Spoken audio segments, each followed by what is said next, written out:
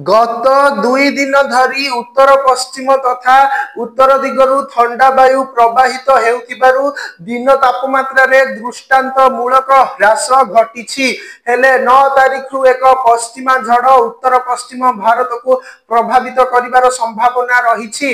आउ एही ठंडा वायुर प्रभाव कमिबा सह राज्य रे तापमात्रा वृद्धि हेबार संभावना रही। आगामी 24 घंटा पर परवर्ती 4 दिन मध्य राज्य रे 3 रु 4 डिग्री जाए तापमात्रा वृद्धि संभावना रही। भारतीय पाणीपाग विभाग द्वारा प्रकाश पाइथिबा आकलन रे आगामी 2 सप्ताह अर्थात 20 मार्च जाए ग्रीष्म प्रवाह संभावना रही।